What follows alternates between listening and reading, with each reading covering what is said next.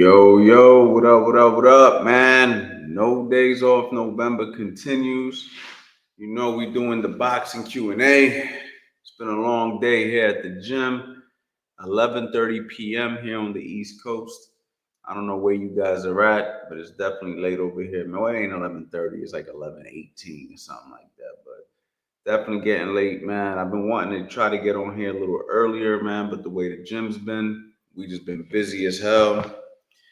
So I haven't been able to get on here till 11:30. But hey, man, I made it, man. No days off November. We go live every single day for the month of November, whether it's for a minute, an hour, 2 hours. It really doesn't matter. Um, Definitely coming with some cool stuff by the end of this week for you guys, though. Been keeping it light with some regular Q&As for the next couple of days, but definitely gonna put something real dope together for you guys. But for now, you know what I'm saying? Just want to say what's up to a few people, man. My man Philly Shell, the building, Coach Anthony in the house, man. Philly Shell, I see you. My man Money Stacks. Y'all hit that like and subscribe button. What's good, Money, man? Money Stacks always showing love, holding it down in the chat for me, man. My guy, Pookie Man, Coach Ant, what's good? You know I'm chilling, brother. I'm definitely chilling, man. Are you going live after November? Are you going live after November fight reactions? Oh yeah, for sure, man. I'm definitely putting together a schedule, man. I'm just getting back in the swing of making content, man. I don't know if you guys noticed, but I mean, I kind of pulled back from content this year. But I'm just getting back into swinging things. You know what I'm saying? There's no days off. It's definitely getting me back comfortable talking to you guys again, man. I've been so busy, introverted. You know what I mean? Focusing on getting this gym together that I just have not considered or even had the urge to do boxing content, man. But definitely putting some new stuff together. My energy has definitely revised itself, and I'm here now. I'm back. So we're gonna do fight reactions. We're putting together a lot more tutorials, putting together new courses. Just got a whole bunch, man. 2025 is gonna be a big year. We're gonna definitely be aggressive in 2025. So super excited, man. Just putting the chips on the table right now. You know what I mean? Everything is chess. So one step at a time. My man Anthony Wall, man, what's going on, Ant? Boxings, yes, sir. You know the vibes, man. So yeah, man. Listen, I'm here.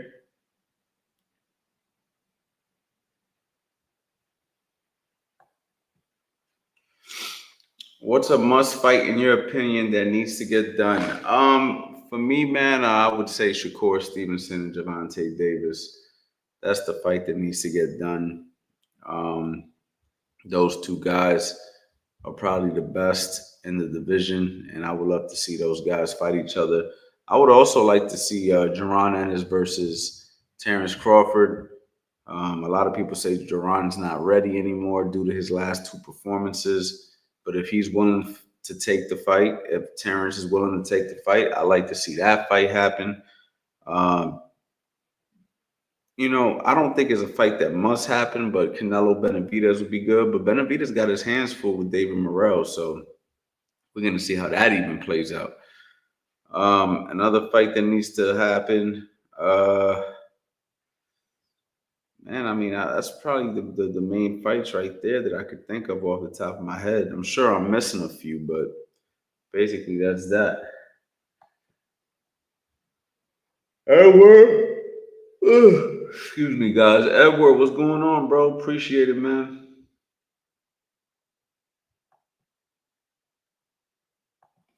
Your boy Shakur Stevenson trying to wait till Tank about 35 to fight. I mean, some people say that Tank's the one who don't want to make the fight happen. So I don't know who's who. I don't know who wants to fight. I don't know who doesn't want to fight.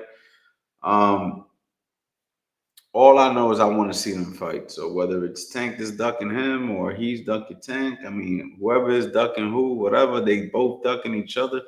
I would love to see the fight happen before it's too late.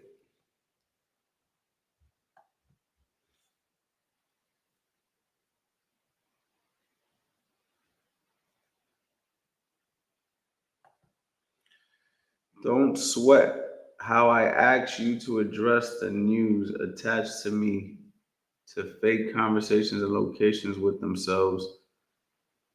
Others and WC attack. Bro, what the hell are you talking about, dog? Like, I have no clue what you're talking about right now. I'm completely confused. Please, man, make me understand what you're talking about.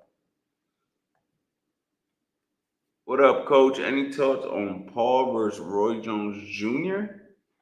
They're gonna fight each other?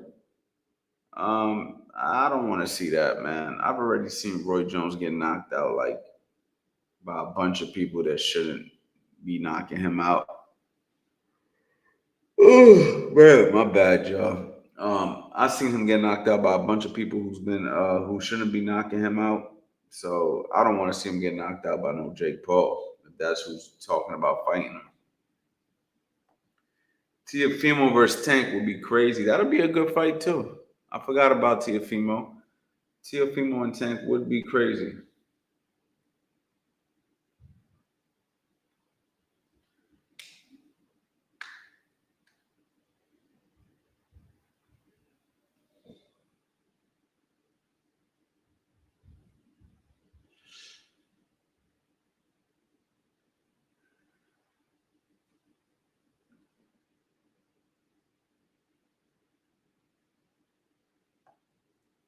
Anthony, I'm gonna be honest, bro. I don't have no idea. I'm really trying to p- put together everything you're saying, but I mean, okay, sounds like something that I don't even want to get involved with either. Sounds crazy. Hey, coach, thank you for the super chat, by the way. Hey, coach, I was wondering about water. I have my boxer trying to drink in 120 ounces a gallon a day. Isn't that the concept to chase the salt out the body, gallon in, gallon out? It's for weight cut. I mean, you got a lot of guys who water load, to help them with the weight cut. You know, they'll drink like a gallon of water, then they'll up it to a gallon and a half, and then 2 gallons. And then of course they'll start cutting back as the fight gets closer and the weight starts to drop. Um, there's different ways to do it, man. So I don't really like giving advice when it comes to cutting weight. That's not really what I like to do. Usually, I have other people specialize in weight cuts. There's different ways to go about it, but yeah, that's basically the concept of it. You know what I mean? You drink a lot of water and then you piss a lot, and then eventually you cut back on the water, and then your body is still kind of like pissing a lot. So then you start to flush out the water weight. I just saw something today though that said drinking too much water isn't good.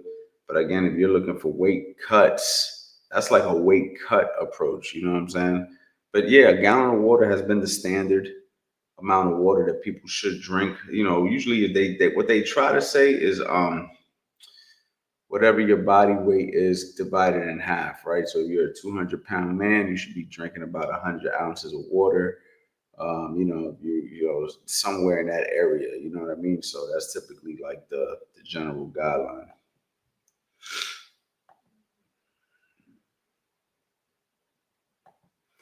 Jamal Jackson, what's up, coach? How was training today, man? It was good, bro. Good, man. Everybody showed up. Everybody worked hard.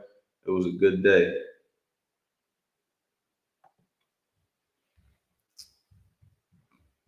What's going on, champ? Hey, coach, what do you think of Tevin's performance? Do you think he still has a future in the sport after that loss? Also, did y'all split up? I think you could still make a difference in his training. Me and Tevin haven't worked with each other since about 2022. I was with Tevin from 2017 till he won. You know, after I was with him when he fought for the world title, when he won the world title, and when he defended the world title 6 times. We were successful 5 out of the 6, and then I trained him for about 2 years after the pandemic, but no fights transpired. And then I kind of got busy with Raymond Ford, and then me and Tevin just kind of fell apart. But we're still friends to this day. I have nothing but love for Tevin. And then he's just been training on his own, doing his own thing. He's still with his original trainer that was with him even before I got with him. He's added some people to his team. But as far as how he looked in his performance, I think that he looked really good, man. I thought he did very well. I think the beginning of the fight, it kind of took him a little bit to get adjusted to that punch output. And there were certain moments in the fight where uh, he kind of took little lapses, and it was because he was dealing with a guy who just kept throwing and throwing and throwing and throwing. But based off of the guy's resume and the hype behind him and how highly people are talking about this guy, people were acting like he was just gonna run over Tevin. And Tevin did very well. And if you ask me, Tevin was the one hurting him with all the big shots. I actually sent a message in the middle of the fight to one of the coaches, letting him know that if he throws the left hand, well, one of the strength and conditioning coaches, nobody in the corner.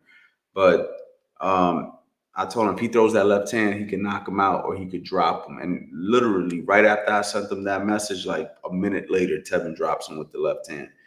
And I think Tevin could have dropped him a couple more times and potentially stopped him. But I just feel like Tevin never went to that gear that he needed to go to. I feel like he did very well. I think he did fantastic. But I just think there was one little gear that he could have pressed that he just did not tap into.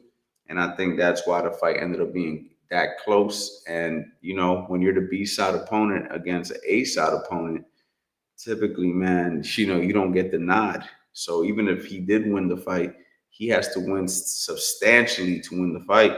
But that was a 1-point fight, and one judge had it for Tevin. So it seemed pretty evenly scored. And you can argue that the other guy won, and you could argue that Tevin won. It was that close. But thank you, man. I appreciate the kind words.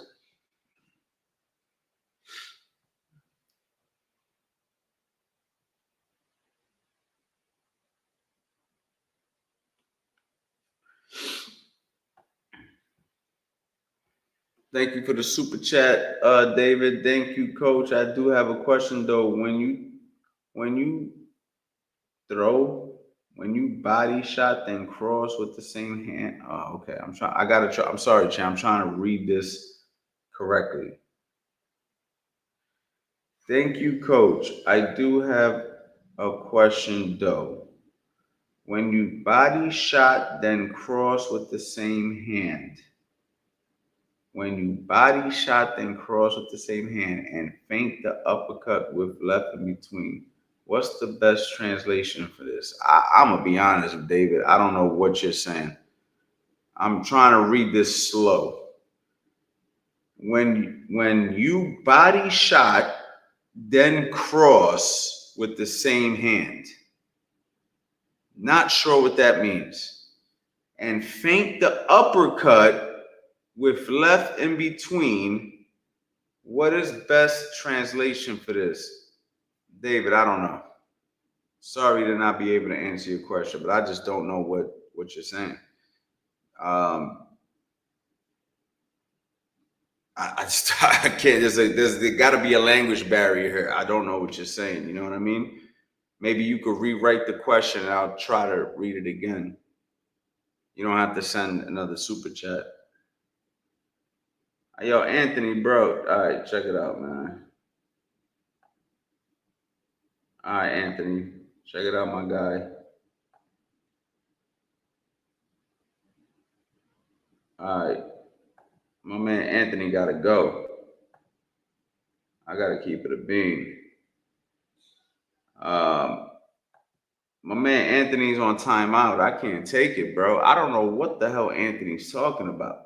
But Anthony, man, I'm going to put you on a temporary timeout because I've seen you in here before.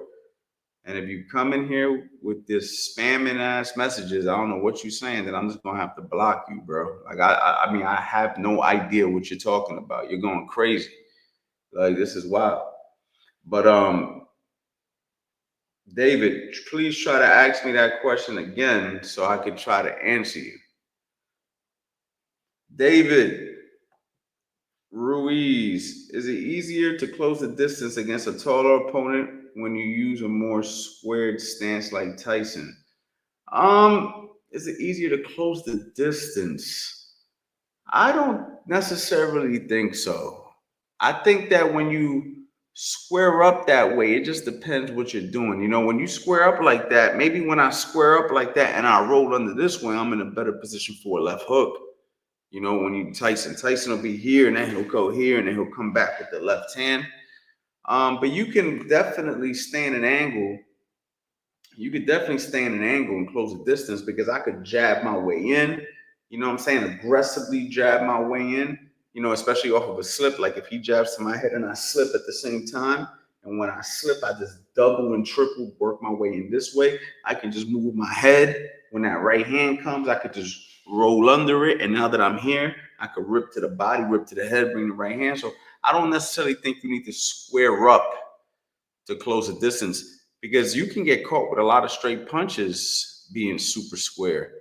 So I just think that some guys square up, some guys don't need to square up.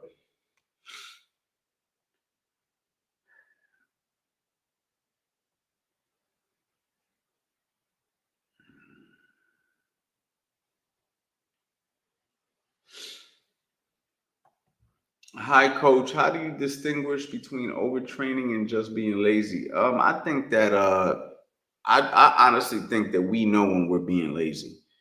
We know, man. I just think that it's one of those intuitive things that we know, and a lot of times, you know, we try to just deny the facts. But man, if you're not working your ass off, your chances are you're being lazy. You know what I mean?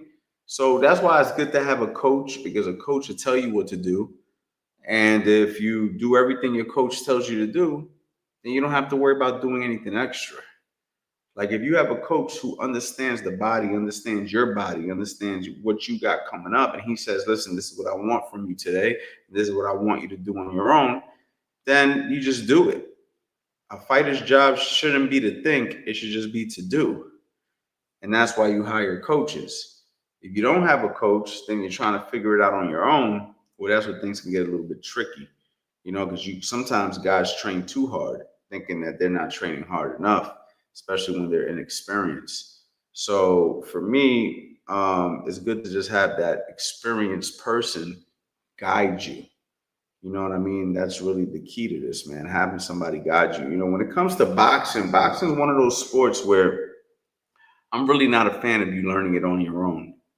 I truthfully don't like it. You know, you have to listen to an experienced person, whether that's through online courses like the ones that I sell, or that's from my online mentorship, like a mentorship that I could provide, or an in-person gym where you can go and you can just have a coach tell you exactly what to do. That's probably the best bet if you find a good coach. You know what I mean? But if not, man, you know, you're kind of just guessing. You know what I mean?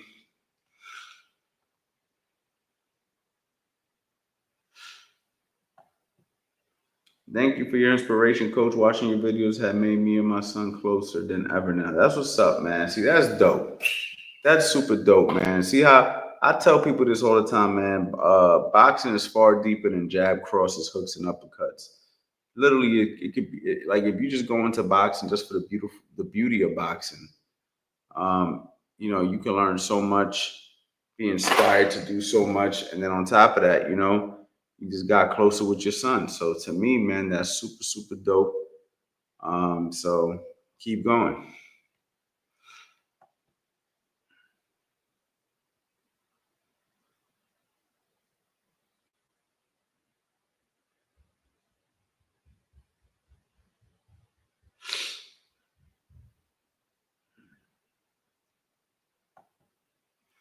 iOS shuttle boxing more important than heavy bag. It can be. It just depends what needs to be worked on.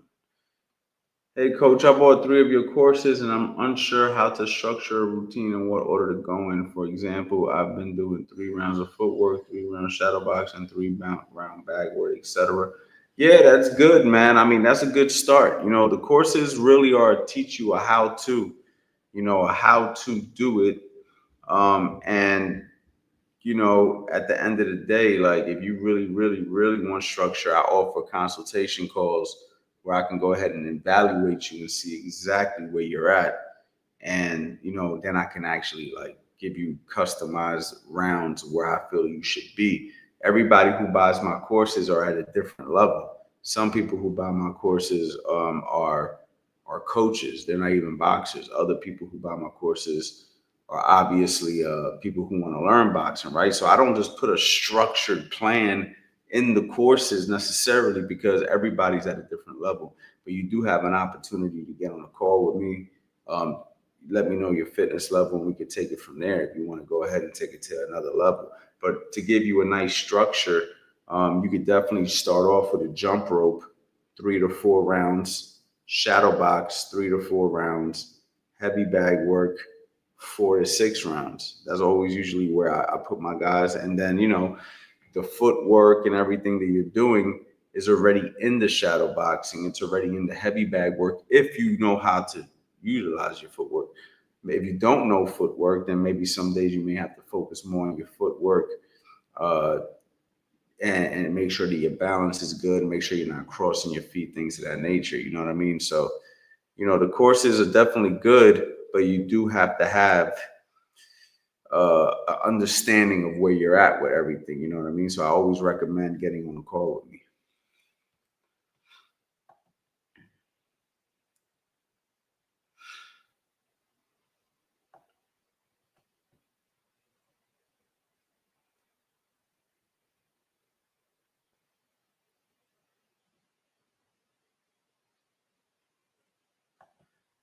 What's the best way to train powerful legs for boxing? I mean, listen, man, squats, box jumps, sprints.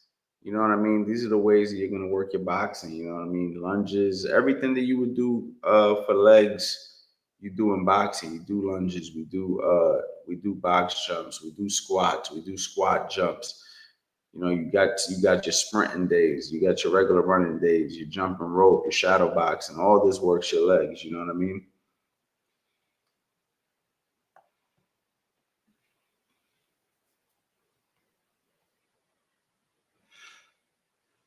Yeah, Drew. Yeah, Drew. And I got a super Black Friday sale coming out in a couple of days. It's the biggest sale that I've ever done in my whole entire life. And if y'all already know, I already put out some of the biggest sales ever. This will be my last sale that I'm gonna do because I'm moving to a subscription-based model. So if you own courses, this will be your last chance to actually buy courses from me. After this, you're just gonna have to do subscriptions with me. So this is gonna be a super dope opportunity for those of you guys out there who do want to grab courses, who do want to learn from me, who do want to have this, this library that you can access at any time. You know what I'm saying? It's basically like picking my brain in your pocket. So definitely be on the lookout for that.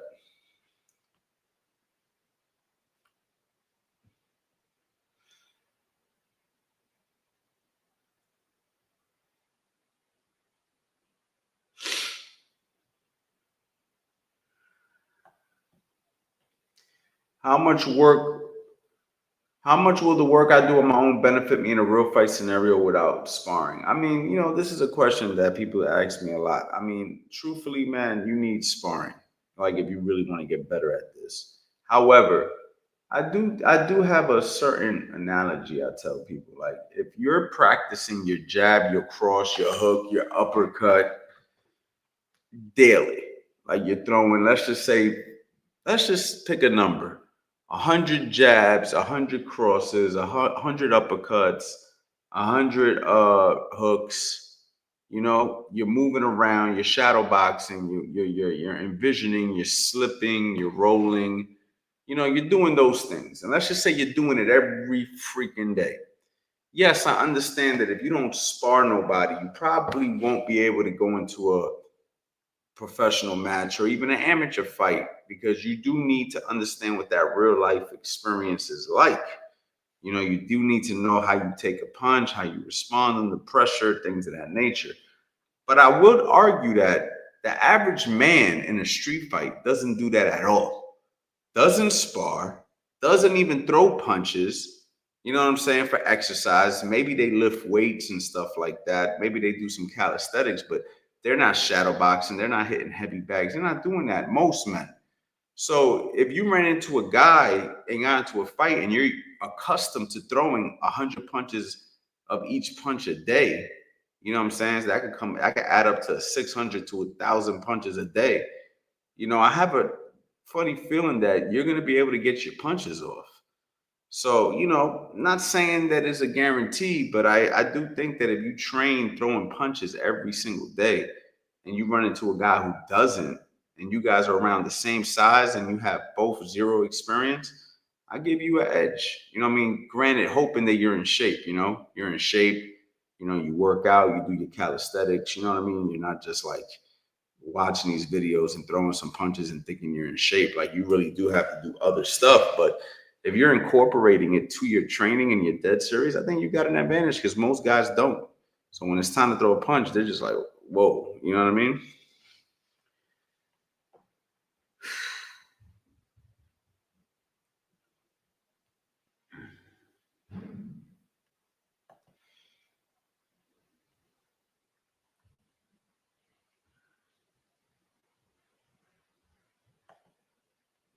All right, hey Coach Anthony, I don't have any questions for you, but you're watching your video has inspired my training and helped me out so much, man. I'm super happy to hear that, guys.